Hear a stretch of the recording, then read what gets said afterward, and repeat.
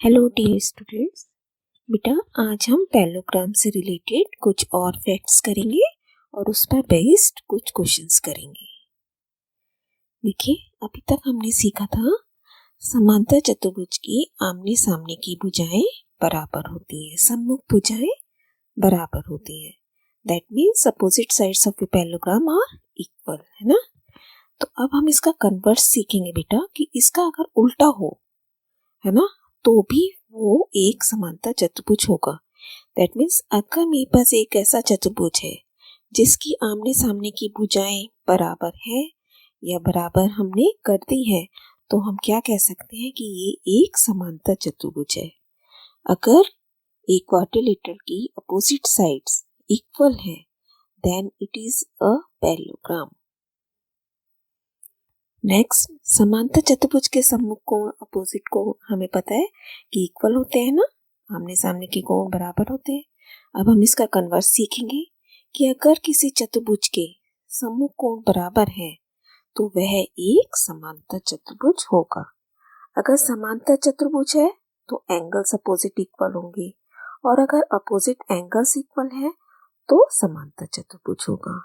That means दोनों तरीके से बात, अगर हमारे पास रिजल्ट है तो उसका मतलब है कि दूसरा रिजल्ट भी अप्लाई हो रहा है। देखिए, समांतर चतुर्भुज की सम्मुख भुजाओं का प्रत्येक युग्म समान व समांतर होता है ना। हमने देखा था कि दोनों ही भुजाएं अपोजिट साइड्स इक्वल होती हैं और पैरेलल होती हैं, है ना। अब हम देखेंगे कि दो पेयर है ना बेटा आपके पास, अगर उनमें से एक भी पेयर हम इक्वल या पैरेलल प्रूव कर दें तो हम इजीली कह सकते हैं कि ये एक समांतर चतुर्भुज है।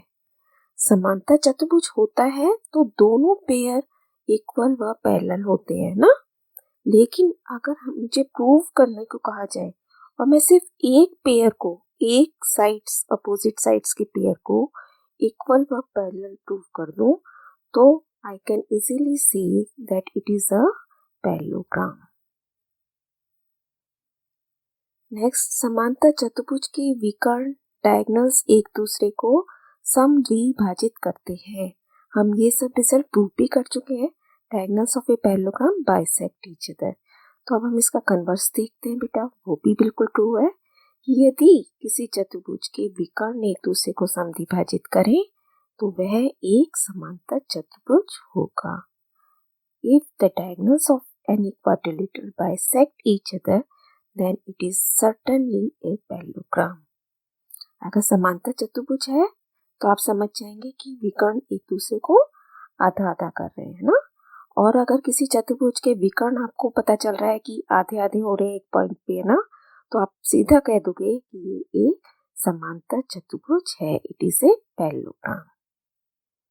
अब हम कुछ क्वेश्चंस करेंगे, देखिए इसके ऊपर हमारे को दिया हुआ है angle A is 50, find angle B, angle C and angle D. सारे हमें एंगल्स फाइंड आउट करने हैं बेटा। तो हमें पता है कि अपोजिट एंगल्स इक्वल होते हैं पैरेललोग्राम में। It is a parallelogram given है हमें, A B C D is a parallelogram.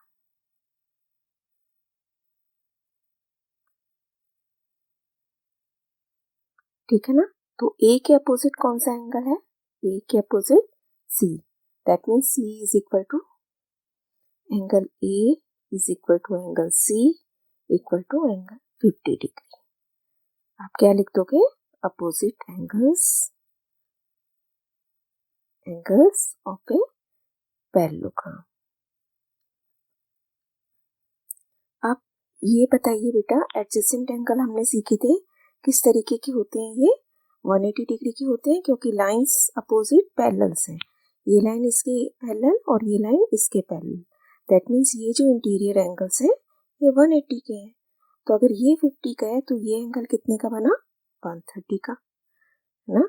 Angle A plus angle D is 180,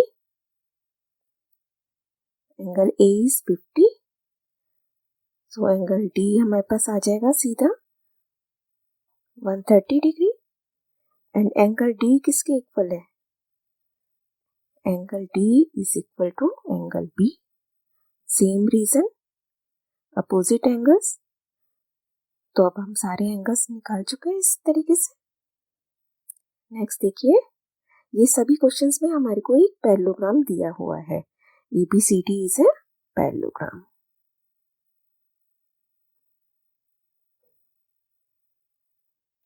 देखिए बेटा, अब हम कौन सा रिजल्ट अप्लाई करेंगे, x एंड y हमें फाइंड आउट करने हैं, जबकि साइड्स दे रखी हैं। तो हमें पता है कि ये साइड इसके इक्वल है and this side is equal to this side, है ना। तो अब की बार हम साइड्स वाला रिजल्ट लगाएंगे।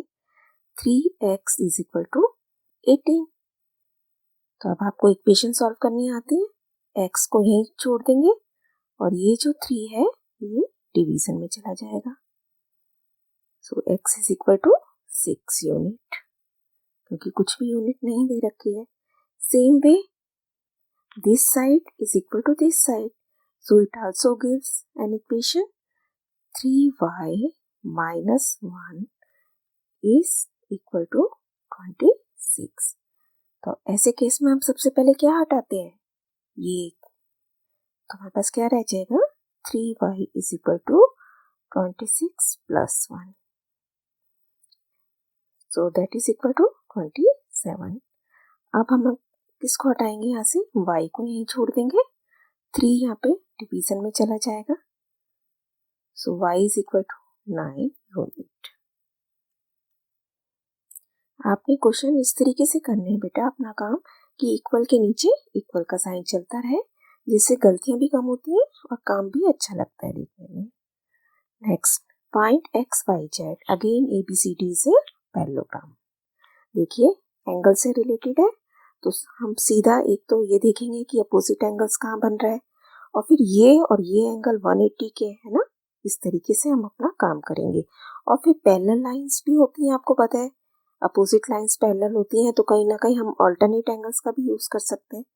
Let's do it. ABCD is a parallelogram, समांतर चतुर्भुज।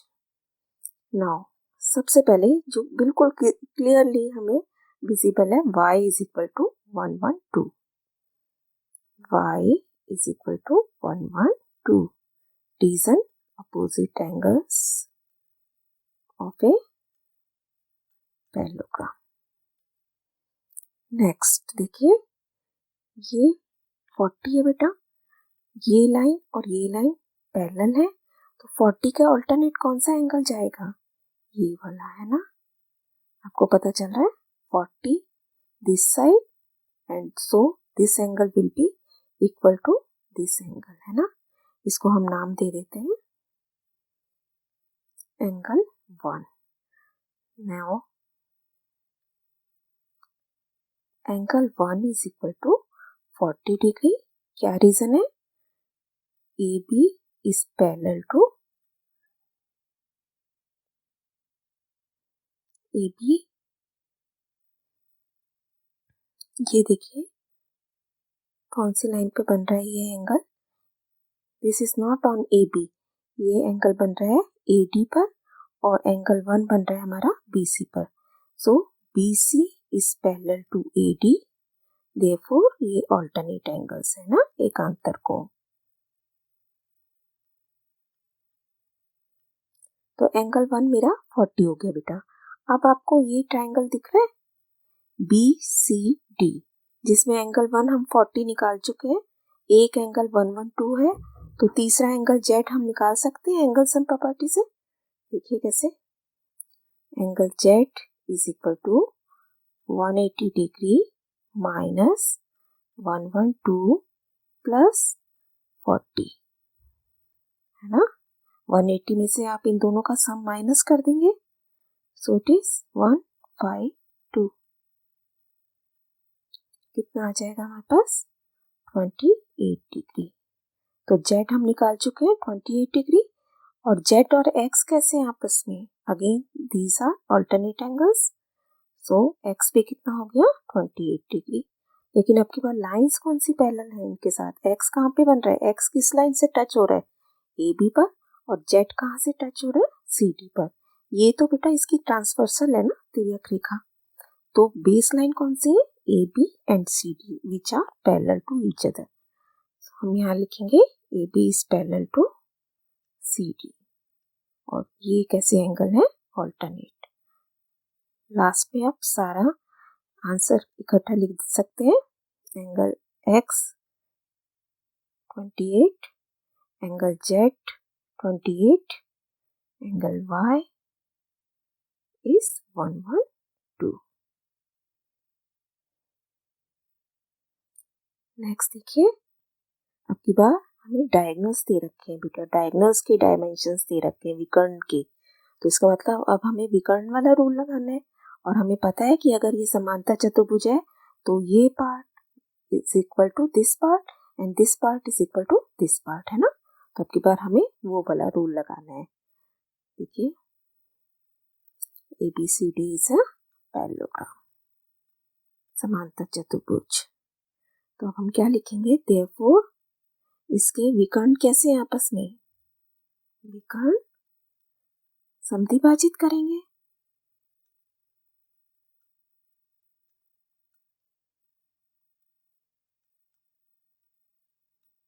That means diagonal bisect each other.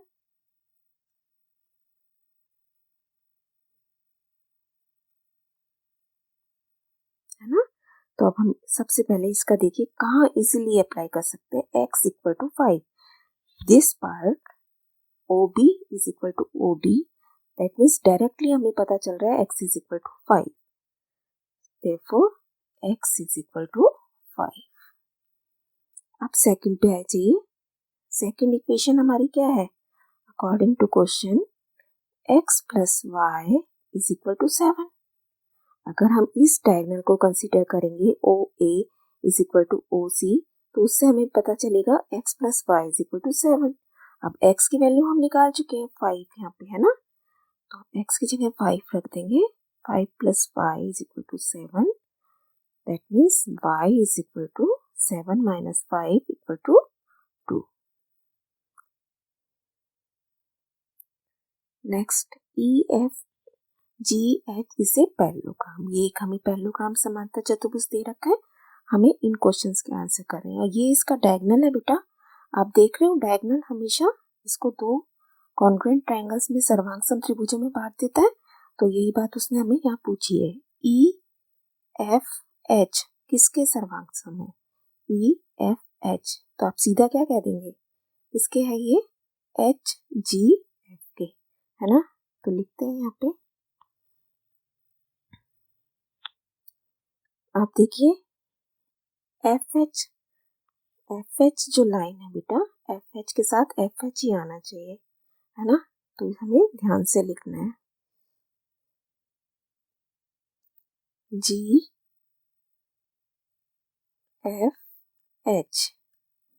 Triangle EF किसके बराबर है, GH के। दैट मीन्स हमें यहाँ पे चेंज करना पड़ेगा, क्योंकि जो ये लाइन है बेटा EF लाइन किसके बराबर है, अगर ये पैरेललोग्राम है तो अपने सामने वाले के GH के। तो हमने यहाँ पे क्या लिखना है, और एंगल E आपको पता है एंगल EG के बराबर है, तो E के साथ में क्या लिखूंगी, G। उसके बाद EF आ जाता है, EF किसके बराबर है, GH के। तो G हम ऑलरेडी लिख चुके हैं, तो अब हमें क्या लिखना है, H। ये सारी चीजें हम कॉन्ग्रुएंसी में सीख चुके हैं, कैसे नाम लिखा जाता है। अब कौन सा बचा, F। तो EFH is congruent to triangle GHF। ठीक है, अब हमें बताना है EF लाइन किसके बराबर है, तो आप सीधा कह दोगे EF। वैसे भी हमें पता है कि पैरेललोग्राम में अपोजिट साइड्स के इक्वल होता है, तो EF is equal to GH। Next देखिए एंगल HEF कौन सा है, HEF, दैट मीन्स ये वाला एंगल मांग रहा है, जो बीच में होता है वही होता है ना बेटे। तो ये एंगल हमसे वो मांग रहा है, देखिए इस पे मार्क कर लेते हैं। ये बताना है हमें किसके इक्वल है, तो आप सीधा बता सकते हो कि ये एंगल किसके बराबर है, HGF के, है ना। लिख लेते हैं यहाँ पे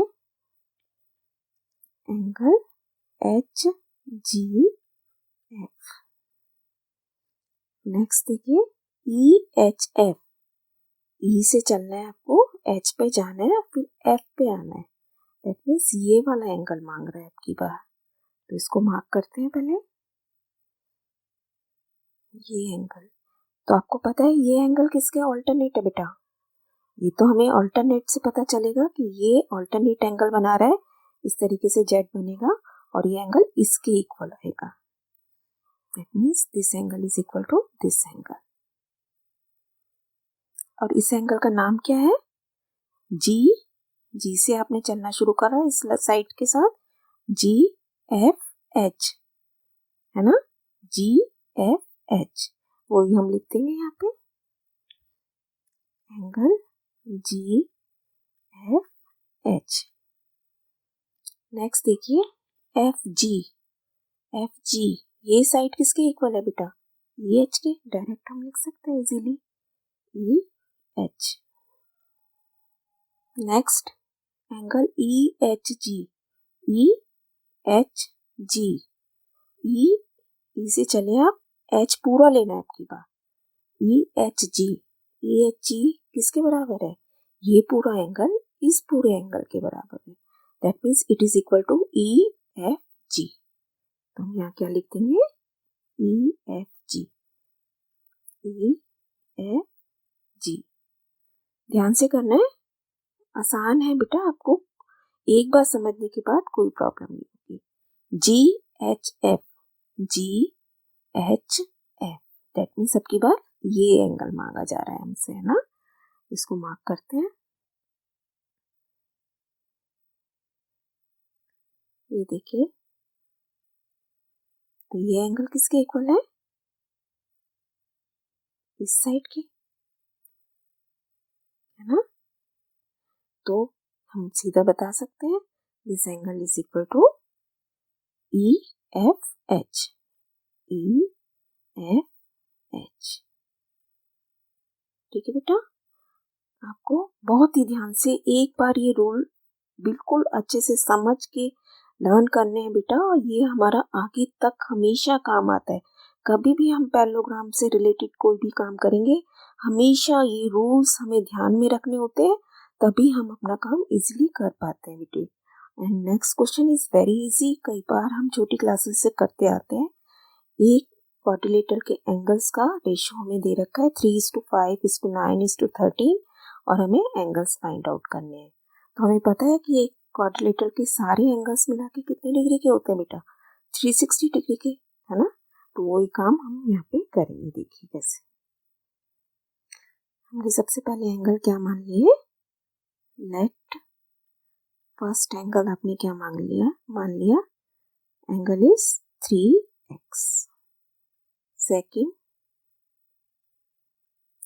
5x। हमें पता है जब भी रेशो दिए गए होते हैं हम इस तरीके से मानते हैं ना। Third angle is 9x, and fourth angle हमने मान लिया 13x। Now angle sum property लगाएंगे, तो सारे एंगल्स का सम कितना है बेटा?